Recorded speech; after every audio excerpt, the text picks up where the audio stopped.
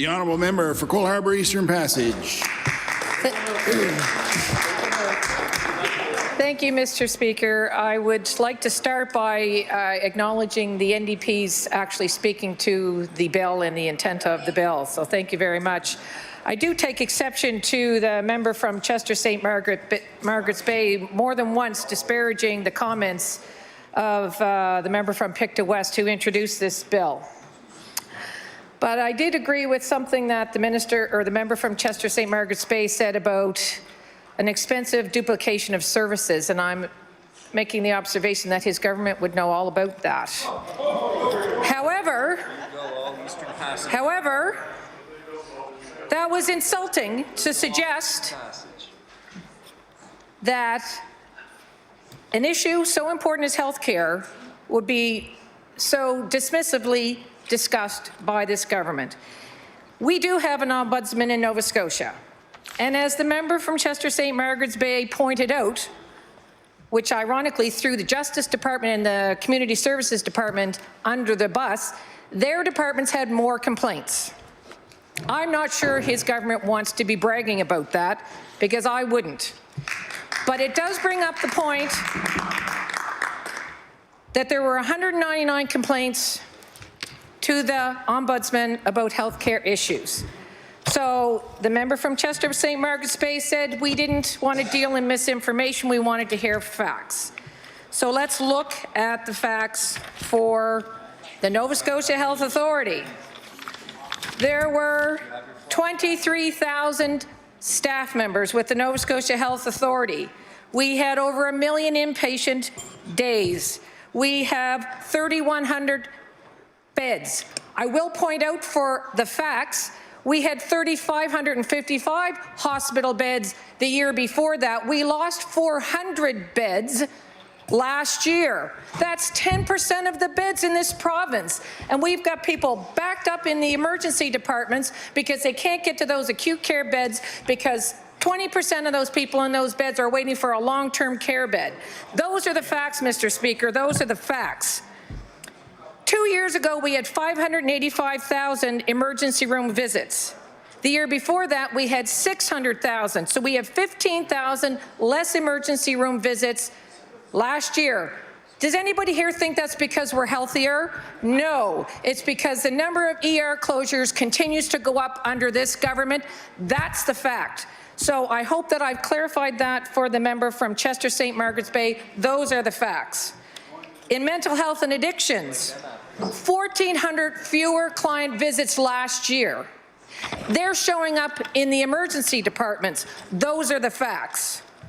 So why do we need an ombudsman in the first place? I just checked with a few health professionals that I know of.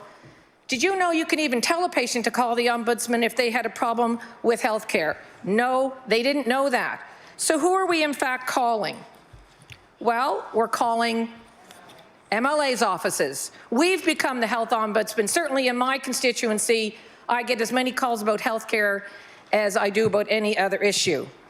We get calls to Department of Health and Wellness, the College of Physicians and Surgeons. The list goes on and on, 811. There are initiatives that the Nova Scotia Health Authority has taken on, and I'll list a few of them. Nova Scotia Health Authority has established a patient and family advisory committee. They've got an advisory council. We've got a joint council for patients. We've got a patient feedback line. We've got a patient voice initiative. And we now have an electronic patient experience kiosk set up in 3 hospitals to allow the provision of real patient experience feedback. Mr. Speaker, when you go to look at what came in on those calls and what the patient experience is, we have the Nova Scotia Health Authority patient experience results, and we have other reports talking about results. Those results suggest that there's a staggering 98% approval on a whole host of issues, and I'm going to read a couple of them. Under care provision, and I'm quoting from the Patient Experience Survey results 2017 and 18. Care provision, the care team member was available when I needed them. This is in a long-term care facility. 93% of the time, patients said that there was somebody available when they needed them. I don't know who they surveyed, But I can tell you, from having worked in those long-term care facilities, that 93% of the time, you're not getting somebody when you press that button to go to the bathroom or to get your medication or to get moved in bed because you've been laying on a pressure sore too long. Another patient survey result that this government's Nova Scotia Health Authority said was, staff offer treatment when I have pain. 100% of the patient satisfaction said yes, they do. 100%. I don't know what facility they surveyed, because as a health professional dealing with patients in chronic pain, that's a ludicrous response time. So, the fact that we had only a couple hundred complaints to the Ombudsman about health is not a reflection of how Nova Scotians feel about the healthcare system. I've had more complaints than that in the last 2 years. So what does the Ombudsman do, and what does his department look like? There's 16 staff in the Nova Scotia Ombudsman Office for a budget of $1.8 million. They dealt with 2,278 new matters. So we're supposed to believe that only 199 were about healthcare services. So I'm going to suggest that even though Justice and Community Services had a worse record, that this record doesn't anywhere come close to reflect what is actually going on. So then why this bill? The member from Chester St. Margaret's Bay said it would be an expensive duplication of services. Well, I'm going to maintain that he's saving money by the fact that there's over 52,000 people in this province without a family doctor. So there's all sorts of people not costing this government any money because they can't get into the services or the surgeries or the tests that they need. So, is there anybody else in the country who's doing what we're talking about doing? Because frankly, I get so tired of being the province that is the last to do things. We've got the highest childhood poverty rate and lack of food security. We've got one of the worst housing crises in the country. We're always the last to implement all sorts of things. The adoption disclosure bill is one of them that I introduced last session that hopefully we'll move forward with. It would be nice if we as a province could be one of the leaders. So this government is very fond of saying that we complain and we hold this government accountable, although they say that we're being negative when we hold them accountable. I'm not exactly sure what they thought an opposition party was supposed to do when they say that we are highlighting things like the ferry not running. Should we not ask those questions? What are we doing over here if we're not supposed to? And you know, it might be nice if every once in a while you listen to us on an important issue like this. So, let's take the example of another province, Ontario.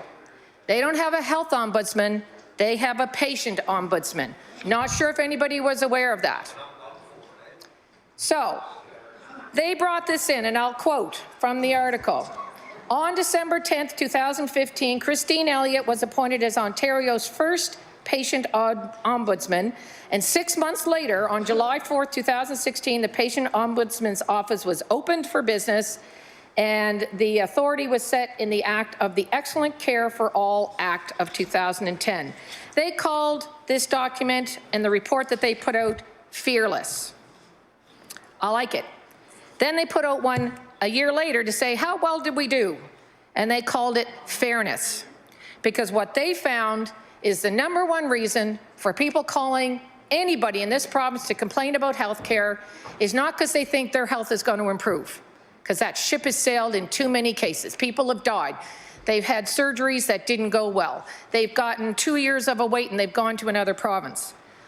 The #1 reason, and it was 80% of the reason why people called an ombudsman for this in Ontario, was the fact that they didn't want the same problem that they ran into to happen to somebody else. They didn't call because they thought their particular case was going to be solved, because in many cases it was too late. They called because they said, Barb, I just don't want anybody else to have to go through this. Right now in this province, with only 200 calls going to the ombudsman, that should be a screaming alarm bell going off in this government's voice in their ears saying, this clearly, the ombudsman's office is not getting those calls. The Nova Scotia Health Authority will get those calls. You'll call the patient advocate line. Well, I can tell you what happens when you call that line, because I called it myself one year when 4 separate times an ectopic pregnancy that I had got missed. And I ended up having emergency surgery. And when I went to the patient advocate, she said, oh, I'll have a little chat with them and we'll talk about it. And I waited a year and found out that they didn't talk about it at all. So there's no confidence in the systems and multiple duplications we've got going on in this province that people feel that they're being listened to. The other 20% of the reason why people called the Ombudsman in Ontario for the patient ombudsman was because they wanted somebody who was nonpartisan, who not only was willing to listen, was willing to do something about it, and then the kicker is that they actually had some authority to compel people to do things. We used to have that in this province. When we had public accounts every week, and we were in fact allowed to set agendas and bring up topics that were of relevance and importance, we could do that. But this government took away that ability when they cut it from once a week to once a month. That's the fact, Mr. Speaker. That's the fact. This government did not want opposition parties asking about important issues of how they're spending our money, how they're creating policies and regulations. Then they set up the Health Committee. Wonderful. Once a month. We wanted once a week. Not important. I think if I can quote it accurately, one of the members said, when we asked for that to be once a week, and the members from the government debated it and came back to us and said, we would like to leave things the way they are. Well, we don't want to leave things the way they are, because I have friends and family who are dying, and I've had 7 suicides in my constituency in the last 4 months alone, 2 of which affect my constituency assistant and her husband's families. I sat in that emergency department for 4 hours 3 weeks ago because the emergency department staff were going to put a woman who was newly homeless out, who'd lost custody of her son that morning because she was now homeless, out on the street, in her bare feet, within 24 hours of having attempted to commit suicide. So I don't want to leave things the way they are. And I want an ombudsman who cares about the health of this community, because 50% of what we're supposed to be doing as a government is to improve the health care of this province. And I've seen no evidence from your statistics or ours that it is moving in the right direction. We are not winning. We are losing this battle, despite what the Premier wants to spin.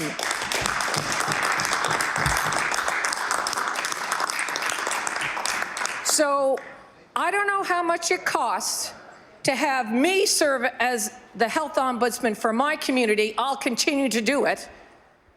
But in terms of the member's suggestion that a health ombudsman would cost this government more money, I think that's I can't use the term I want to use because I'll get ruled out of order. That's a load of stuff that you get from a farm. Order, please. Order, please. Just like to remind the honourable member that the collection of words used in that term, order, please. Like to remind the honourable member that the collection of words used in that term pointed to a clear intent to something unparliamentary. The honourable member for Cole Harbour Eastern Passage. Thank you, Mr. Speaker, and I appreciate that distinction. My point is that the patient ombudsman will improve the health care of this province. It will improve the accountability of this government. It will give constituents the sense that there is an impartial person who actually has not only the willingness to listen, the ability to impact, and the authority to do so. Unlike what we have for our privacy commissioner, who has some authority to listen and to make judgments, but no real authority to compel the government to do anything. So, Mr. Speaker, I'm going to ask this government to consider bringing this forward to law amendments, to let the public public decide whether they think this would be a good use of this government's money, because I certainly get a whole lot of phone calls from my constituents telling me that some of the things that this government is spending the money on is not what they asked for.